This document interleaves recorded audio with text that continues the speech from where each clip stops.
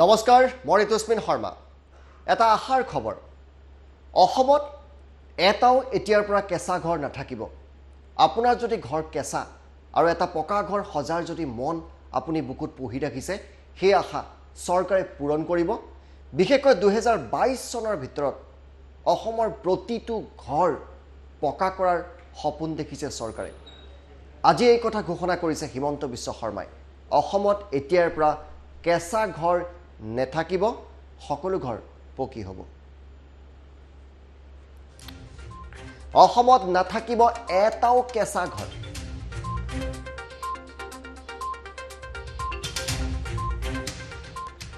সকলোৰে ঘৰ পকা কৰিব মোদী চৰকাৰে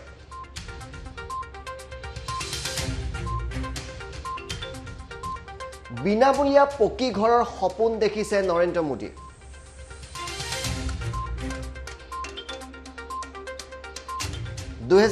চনলৈকে অসমত কেঁচা ঘৰ নোহোৱা হ'ব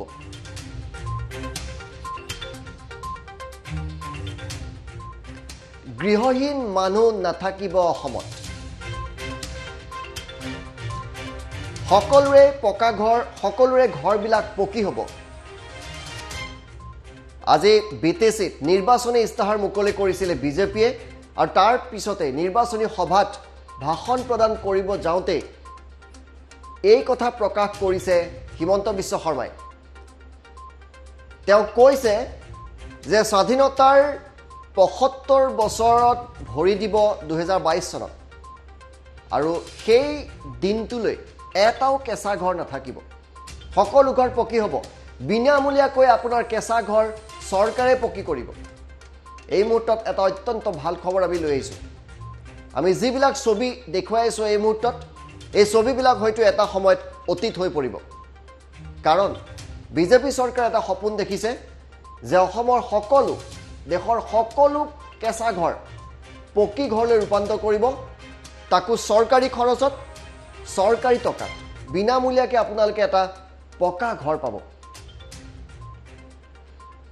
এয়া সমগ্ৰ দেশৰ ক্ষেত্ৰতে প্ৰযোজ্য হ'ব কিন্তু আজি বিটিআৰৰ ক্ষেত্ৰত কিছু বিশেষ প্ৰতিশ্ৰুতিও দিয়া হৈছে চৰকাৰৰ তৰফৰ পৰা আমি এই মুহূৰ্তত সংযোগ স্থাপন কৰিছোঁ আমাৰ সতীৰ্থ সাংবাদিক ধ্ৰুৱজ্যোতিৰ সৈতে ধ্ৰুৱজ্যোতি আপোনাৰ কাষলৈ আহিছোঁ নিৰ্বাচনী ইস্তাহাৰত আজি আৰু কি প্ৰতিশ্ৰুতি দিয়া হৈছে নিশ্চিতভাৱে ঋতুস্মিন শৰ্মা যিখন নিৰ্বাচনী ইস্তাহাৰ আছে মই সেইখন কিছু পঢ়ি দিবলৈ চেষ্টা কৰিম মোৰ লগত নয়ন আছে আমি দেখুৱাইছোঁ যে তেওঁলোকে কি প্ৰতিশ্ৰুতি দিছে ঐতিহাসিক সাংস্কৃতিক আৰু ধৰ্মীয়ভাৱে ভাৰতীয় হোৱাৰ পাছতো ভোটাৰৰ অচিলালৈ ভাৰতীয় লোকসকলৰ ওপৰত সময়ে সময়ে চলাই অহা উৎপীড়ন বন্ধ কৰা হ'ব বিটিচিত সকলো বৈষম্যৰ অন্ত পেলোৱা হ'ব আৰু তাৰ পিছতে লিখিছে যুদ্ধবিৰতিত থকা আদিবাসী সংগঠনৰ সৈতে শান্তি চুক্তি সম্পাদন কৰা হ'ব শান্তি আৰু সমন্বয়ৰ হকে সম্ভাৱ্য সকলো ব্যৱস্থা গ্ৰহণ কৰা হ'ব ৰাজনৈতিক হত্যা দাবী ধমকি ভাবুকি সম্পূৰ্ণৰূপে বন্ধ কৰা হ'ব এক ৰাজনৈতিক হত্যাৰূপে পৰিগণিত লাফিকুল ইছলামৰ তদন্তৰ বা হত্যাৰ ক্ষিপ্ৰ তদন্তৰ জৰিয়তে উচিত বিচাৰ কৰা হ'ব অসমৰ আন চাহ বাগিচাৰ শ্ৰমিকসকলৰ উন্নয়নৰ বাবে অসম চৰকাৰে ইতিমধ্যে বিভিন্ন আঁচনি গ্ৰহণ কৰিছে এনেবোৰ আঁচনিৰ পৰা চাহ শ্ৰমিকসকলৰ লাভান্বিত হৈছে বিজেপিয়ে এই নিৰ্বাচনৰ প্ৰাক মুহূৰ্তত বিটিচি এলেকাৰ চাহ শ্ৰমিক বাগিচাৰ শ্ৰমিকসকলৰ ধ্ৰুৱজ্যোতি আপুনি লাইনত থাকিব আমি আকৌ আপোনাৰ কাষলৈ যাম কিন্তু আমাৰ হাতত হিমন্ত বিশ্ব শৰ্মাৰ ভাষণৰ সেই কথাখিনি আহি পৰিছে য'ত কৈছে যে অসমত এটাও কেঁচা ঘৰ নাথাকিব সেই মন্তব্য এই মুহূৰ্তত এবাৰ শুনাই লৈছোঁ 1,67,000 টকা আমি গৃহহীন লোকৰ ঘৰ বনাবৰ কাৰণে মোদী ডাঙৰীয়াই দিল্লীৰ পৰা টকা পঠায় কিহৰ বাবে যে আৰু মাত্ৰ কেইবছৰমান পিছত ভাৰতবৰ্ষৰ স্বাধীনতাই ৭৫ বছৰত ভৰি দিব নৰেন্দ্ৰ মোদী ডাঙৰীয়াই সংকল্প লৈছিলে যে যেতিয়া আমাৰ দেশ স্বাধীনতাৰ ৭৫ বছৰত ভৰি দিব কোনো মানুহ কেঁচা ঘৰত থাকিব নালাগিব সকলো মানুহে পকি ঘৰ পাব লাগিব নৰেন্দ্ৰ মোদী ডাঙৰীয়াই প্ৰধানমন্ত্ৰী আৱাস যোজনা নিৰ্মাণৰ বাবে বিটিচিত 1,67,000 কোটি টকা পঠিয়াইছিলে ঘৰ বনাবৰ কাৰণে 1,67,000 টকা আমি গৃহহীন লোকৰ ঘৰ বনাবৰ কাৰণে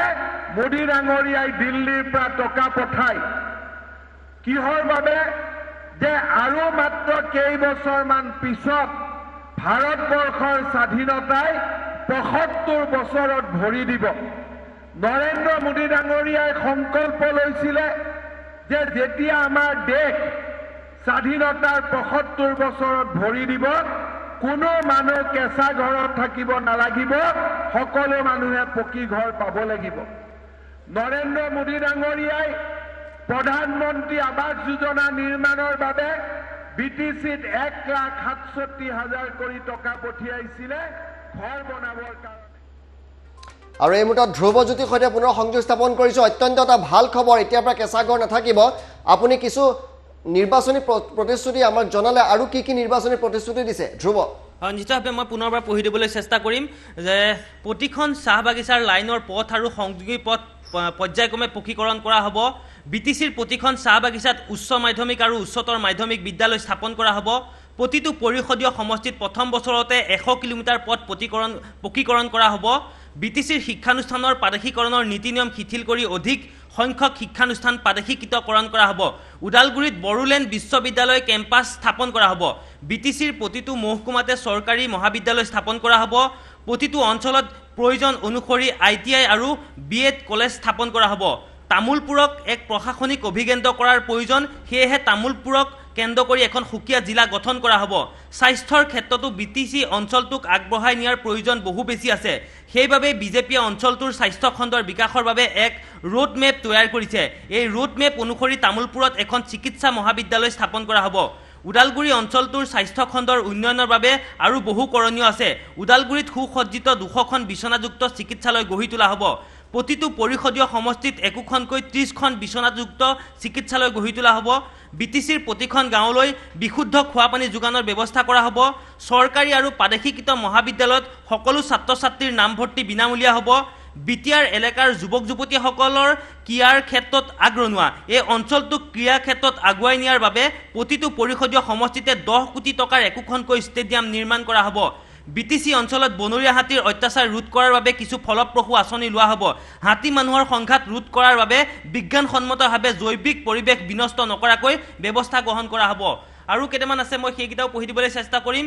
স্বয়ং অৰুণোদয়, অৰুন্ধতী, প্ৰধানমন্ত্ৰী আৱাস যোজনা, বৃদ্ধ পেঞ্চন, বিধৱা পেঞ্চন আদি সকলো চৰকাৰী আঁচনিৰ সুফল BTC ৰাইজে নিয়ম অনুসৰি লাভ কৰিব। BTC এলেকাটো মহিলা আত্মসহায়ক গোটসমূহে কনকলতা মহিলা সবলীকৰণ আঁচনি আৰু NRLMৰ আঁচনি মৰ্মে 25,000 আৰু 50,000কৈ টকা লাভ কৰিব। বিনামূলীয়া চাউল প্ৰদানৰ ক্ষেত্ৰত সমবায় সমিতিসমূহৰ কমিশ্যন ভালদৰে নিৰূপণ কৰি BTCৰ দুখীয়া ৰাইজৰ বাবে নিৰ্ধাৰণ কৰা কোটাৰ চাউল সম্পূৰ্ণৰূপে পোৱাৰ ব্যৱস্থা কৰা হ'ব। MG এনৰেগাৰ ক্ষেত্ৰত BTCত চলি থকা অনিয়ম বন্ধ কৰা হ'ব। বিজেপিয়ে BTCত চৰকাৰ গঠন কৰাৰ পাছতেই দুখীয়া গঞা ৰাইজৰ হাতত জব কাৰ্ড থকাটো নিশ্চিত কৰা হ'ব। জব কাৰ্ড থকা ব্যক্তিয়ে অইন কাৰো হাততে নিজৰ জব কাৰ্ড জমা দিব নালাগিব। বিজেপিয়ে চৰকাৰ গঠন কৰিলেই বহু বিতৰ্কিত VCDCৰ পৰিৱৰ্তে BTCৰ প্ৰতিখন গাঁৱক সামৰি 3 খলপীয়া বিকেন্দ্ৰীকৃত পঞ্চায়ত ব্যৱস্থা স্থাপন কৰা হ'ব। BTCত দুৰ্নীতি আৰু যি কমিশ্যন ৰাজ হৈ আছে সেয়া সম্পূৰ্ণৰূপে বন্ধ কৰা হ'ব। শৰণীয়া কছাৰী জনগোষ্ঠীৰ লোকে জনজাতিৰ প্ৰমাণপত্ৰ পোৱাৰ ক্ষেত্ৰত কোনো অসুবিধা নাথাকিব। কোচ, ৰাজবংশী, আদিবাসীকে ধৰি 6 জনগোষ্ঠীক জনজাতিকৰণ সম্পূৰ্ণ কৰাৰ প্ৰক্ৰিয়া বৰ্তমান চলি আছে। এই 6 জনগোষ্ঠীৰ জনজাতিকৰণৰ ক্ষেত্ৰত ইতিমধ্যে অনুসূচিত জনজাতিৰ মৰ্যাদা পাই থকা জনজাতিসকলৰ অলপো ক্ষতি নোহোৱাকৈ এই সিদ্ধান্ত লোৱা হ'ব। অসমৰ সকলো উন্নয়ন পৰিষদক শক্তিশালী কৰাৰ বাবে অসম চৰকাৰে প্ৰচেষ্টা চলাই আহিছে। এই উন্নয়ন পৰিষদসমূহক BTC এলেকাৰ জনগোষ্ঠীৰ লোকে উচিত প্ৰতিনিধিত্ব পোৱাৰ ব্যৱস্থা কৰা হ'ব। BTCত থকা সকলো আন্তঃগাঁথনি উন্নত আৰু মানসম্পন্ন কৰাটো বিজেপিৰ এটা অন্যতম লক্ষ্য। BTR চুক্তিৰ মৰ্মে কেন্দ্ৰীয় চৰকাৰৰ পৰা আহিবলগীয়া 1500 কোটি টকাৰ আঁচনি সুপৰিকল্পিতভাৱে ৰূপায়িত কৰা হ'ব। বানপানী আৰু গৰাখহনীয়া হৈছে BTCবাসীৰ এক জ্বলন্ত সমস্যা। এই সমস্যা ৰোধৰ বাবে ব্যৱস্থা গ্ৰহণৰ লগতে বানপীড়িতক উপযুক্ত সাহায্য প্ৰদানৰ বিষয়টোক বিজেপিয়ে অগ্ৰাধিকাৰ দিবলৈ সিদ্ধান্ত লৈছে। প্ৰাকৃতিক সৌন্দৰ্যৰে পৰিপূৰ্ণ BTCত পৰ্যটনৰ প্ৰচুৰ সম্ভাৱনা আছে। ভূটানৰ সমীপৱৰ্তী এলেকাত মানাহৰ লেখীয়াকৈ কেইবাটাও পৰ্যটন কেন্দ্ৰ গঢ়ি তোলা হ'ব। বিশেষকৈ পৰ্যটনৰ ক্ষেত্ৰত ভূটানৰ সৈতে BTCকো সাঙুৰি লোৱা প্ৰকল্পৰ দ্বাৰা অঞ্চলটোক লোকক উপকৃত কৰা হ'ব। স্বনিয়োজন ব্যৱসায় আৰু স্থায়ী তথা প্ৰকৃত ৰোজগাৰৰ বাবে BTCৰ যুৱক যুৱতীসকলক উপযুক্ত ৰূপত গঢ়ি তোলা হ'ব।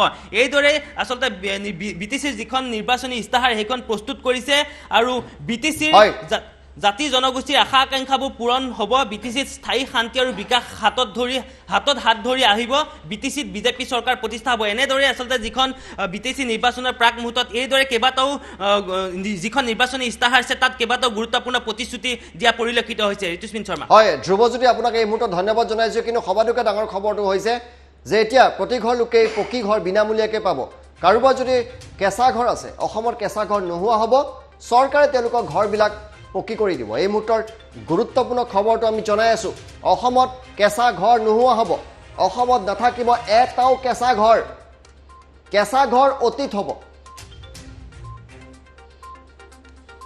সকলোৰে ঘৰ পকা কৰিব মোদী চৰকাৰে এই সমগ্ৰ দেশৰ লগতে অসমৰ ক্ষেত্ৰতো প্ৰযোজ্য বিনামূলীয়া পকী ঘৰৰ সপোন দেখিছে নৰেন্দ্ৰ মোদীয়ে আৰু এই কথা আজি নিৰ্বাচনী ৰেলীত নিৰ্বাচনী সভাত হিমন্ত বিশ্ব শৰ্মাই স্বয়ং ঘোষণা কৰিছে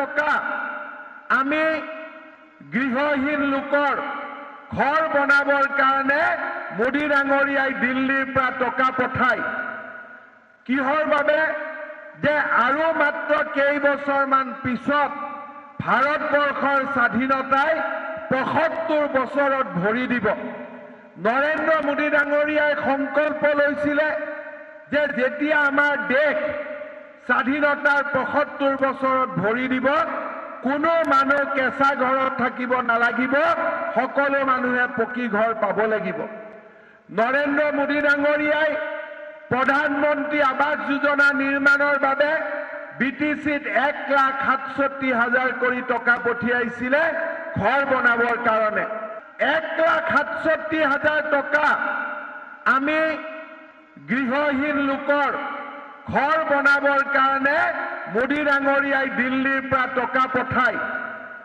কিহৰ বাবে যে আৰু মাত্ৰ কেইবছৰমান পিছত ভাৰতবৰ্ষৰ স্বাধীনতাই ৭৫ বছৰত ভৰি দিব নৰেন্দ্ৰ মোদী ডাঙৰীয়াই সংকল্প লৈছিলে যে যেতিয়া আমাৰ দেশ স্বাধীনতাৰ ৭৫ বছৰত ভৰি দিব কোনো মানুহ কেঁচা ঘৰত থাকিব নালাগিব সকলো মানুহে পকী ঘৰ পাব লাগিব নৰেন্দ্ৰ মোদী ডাঙৰীয়াই প্ৰধানমন্ত্ৰী আৱাস যোজনা নিৰ্মাণৰ বাবে BTCত ১,৬৭,০০০ কোটি টকা পঠিয়াইছিলে ঘৰ বনাবৰ কাৰণে